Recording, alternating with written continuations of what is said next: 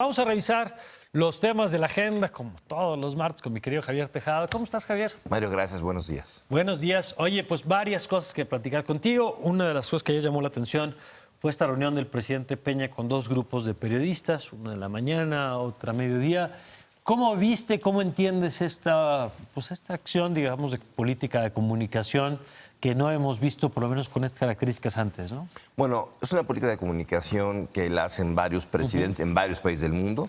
Creo que, como hoy describe, creo que Pablo Iriart, valió mucho la pena, aunque tardó 4 años. Yo hablé con varios de los periodistas que asistieron a estas reuniones y te puedo decir que todos quedaron muy satisfechos. Uno, por ver al presidente, digamos, entero, tomando decisiones, compartiendo información, explicando los criterios gubernamentales y pudiendo preguntar muchos de los temas que todos tenemos en la agenda. Hoy muchos escriben de esa reunión. Creo que es una buena reunión, sobre todo porque le dio nota a todo el mundo y entienden las preocupaciones y los retos que está enfrentando el presidente de la República y en general todos los mexicanos, porque el tema esencial fue el tema Trump.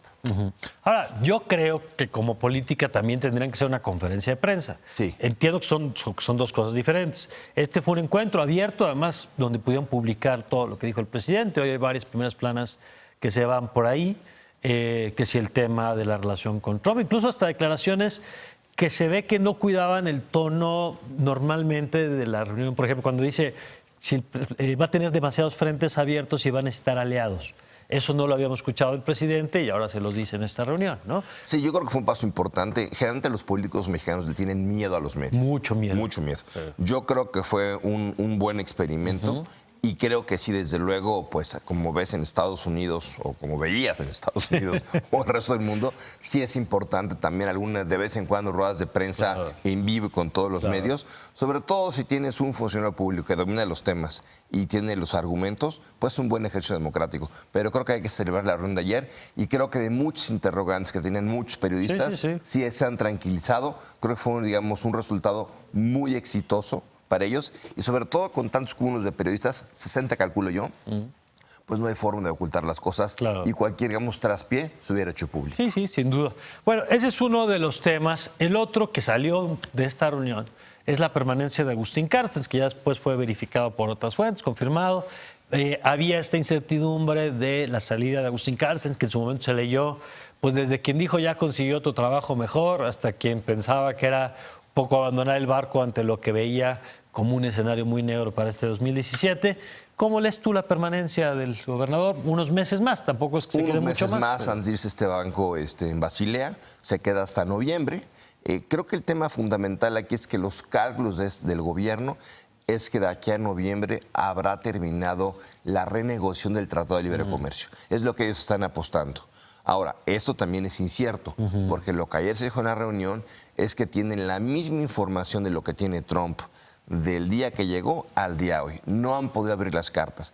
Quizás es estrategia norteamericana, aunque yo más bien se lo atribuyo a que con la cantidad de frentes abiertos que tiene el gobierno de Trump en lo doméstico, en lo internacional, pues digamos han tenido poco tiempo para fijarse en México.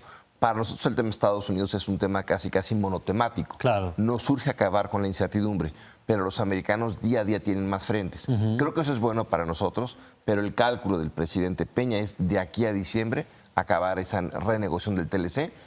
Se ve complicado, yo lo diría, y se ve complicado porque si acabáramos también la negociación del TLC este año, sería el 2018 cuando el Senado mexicano lo tendría que ratificar. Están en elecciones, los partidos tienen otros cálculos y nadie va a querer ser acusado de entrevista con los americanos.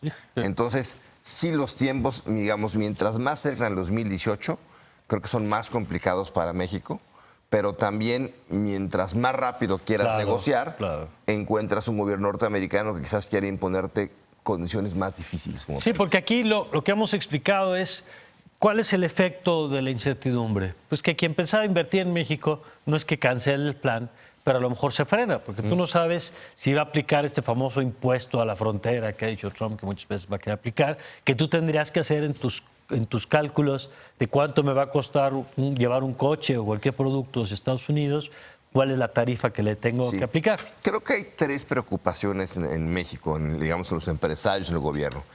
La primera, desde luego, es el muro y quién lo va a pagar. La segunda es el Tratado de Libre Comercio.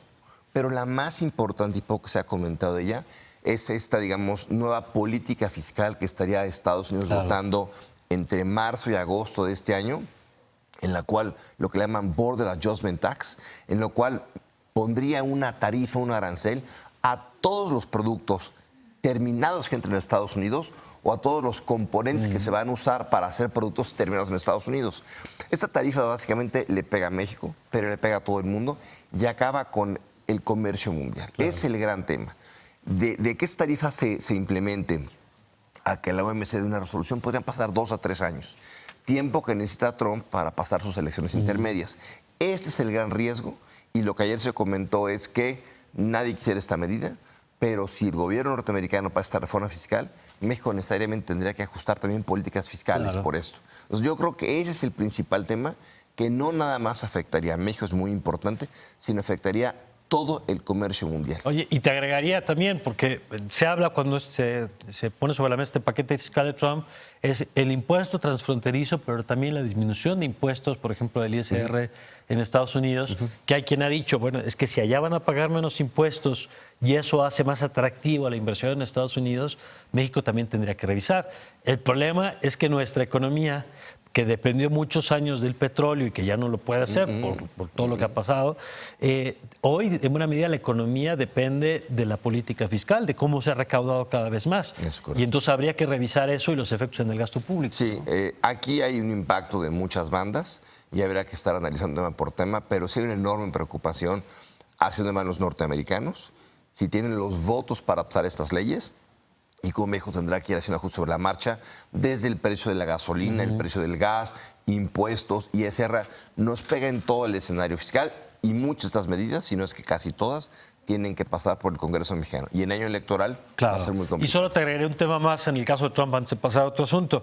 El asunto de las deportaciones, las remesas y lo que pudiera significar para muchos estados. Ayer leía justamente estados como Michoacán, estados como Zacatecas, dependen en buena medida, a veces hasta el 7-8% del Producto Interno Bruto del Estado, dependen de lo que reciben de los paisanos. Y yo no veo, yo no sé si coincidas, Javier, a un gobernador que se haya puesto las pilas en este tema, de decir, ¿qué vamos a hacer con los mexicanos que regresen? No solamente qué vamos a hacer en términos de empleo, sino qué vamos a hacer también para aprovechar la experiencia, porque muchos de estos mexicanos se fueron, hicieron grandes cosas allá. Un gran punto que me da margen hacer un comentario. Yo no sé si quiero que los gobernadores se pongan las pilas y no sé si quiero de verdad que los legisladores se sigan poniendo las pilas. Ha habido una especie de carrera por ver qué legisladores, qué candidatos, qué gobernadores se van y se toman la foto de Estados Unidos para efectos mediáticos aquí en México, pero no se ha llevado nada en concreto para allá. Y lo único que hace ver a las sociedades norteamericanas es que no tenemos ni idea de la negociación.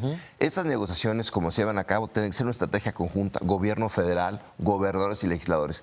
Cada quien está jugando para su lado y el comentario que se hace en Estados Unidos es que están felices, que de chile, mole y dulce van a tomarse la foto literalmente para sacar en lo corto réditos, pero están, digamos, enseñando que no hay una estrategia de negociación con México. No hay. Ahora la Cámara de Diputados, tú que decías lo del INE, la Cámara de Diputados está muy interesada en irse a tomar una foto ahora con los legisladores norteamericanos, porque ya fueron los senadores. No hay plan, no hay estrategia, no hay nada. Sí hay que cuidar mucho porque lo que estamos, digamos, la percepción es un elemento fundamental en la negociación. Y lo que estamos aparentando es un país completamente dividido, polarizado. Con una agenda. Y que con una fotito quedan felices los políticos mexicanos. Tan es así que como pasó en la conquista de España, ahora nos dan espejitos, que es un flashazo de fotografía, y quedan felices los políticos mexicanos. Se requiere estrategia, es una amenaza económica muy importante. Y aquí por la foto fácil, el halago que cruzaron la frontera, estamos perdiendo oportunidades muy importantes para conectar con empresas norteamericanas, con empresas mexicanas que están allá, con legisladores que se han opuesto a esto. No hay una estrategia, se requiere articular un gran frente común en esta negociación. De acuerdo. Mira, por ejemplo, me decía ahora una persona sobre lo de López Obrador que va a presentar una demanda. Me decía, bueno, no hay demandas de entrada ante esos organismos. 2, la CNDH ya había pedido en algunos casos la intervención, sí, pero tiene que ver con este asunto de la teatralidad y que los medios tenemos que ser muy cuidadosos en reportar realmente cuáles son los efectos de las acciones de los políticos, ¿no? Ya sean Anaya, de López Obrador, de Ochoa, que todos ya se fueron a la foto allá. Yo lo que creo es que los medios tenemos que hacer hincapié en que hasta ahora no había ninguna acción concreta y que es puro show. Claro. Por ejemplo, también para la gente de Chihuahua, el gobernador Corral organizó este fin de semana El muro. un gran muro, un abrazo en muro. Ya deja tú que no mandó ningún mensaje a los americanos concreto, ninguna estrategia de negociación. El fin de semana le mataron a 17 gentes en Chihuahua, el crimen organizado. Entonces, no solamente no se cuida la negociación con los norteamericanos, sino se descuida la política interna. Oye, y por último, Javier, sale la convocatoria para el Consejo del INE. Son de estos temas que a lo mejor no generan grandes expectativas, pero son importantes justamente para lo que viene. Es muy importante, es el árbitro que va a normar, a regular las elecciones del 18. Va a haber una gran pugna por los partidos, quiénes son los tres que se eligen ahí, que inclinen fiel de la balanza para un lado o para el otro. La idea es que la Cámara de Diputados, junto con la Comisión Nacional de Derechos Humanos y el Instituto Nacional de Acción e Información, propagan un comité técnico para que los candidatos que se inscriban sean candidatos, digamos, apartidistas, que cumplan con un perfil técnico. Pero habrá que ver cómo se lleva esto. Es muy importante que tenga el mayor consenso posible. Se requieren 2/3 partes de la Cámara de Diputados su aprobación, lo que es una mezcla del PRI, PAN y Verde, o PRI, PAN chiquitos y el PRD, ¿no? Entonces habrá que ver cómo se maneja esto. Se van 3 consejeros que han sido importantes para la institución. Y este cambio tiene que estar, digamos, los nombramientos sustitutos tendrán que estar para finales de marzo listos. Muy bien, pues gracias, Javier. Gracias, buen día. Gracias, Javier Tejado.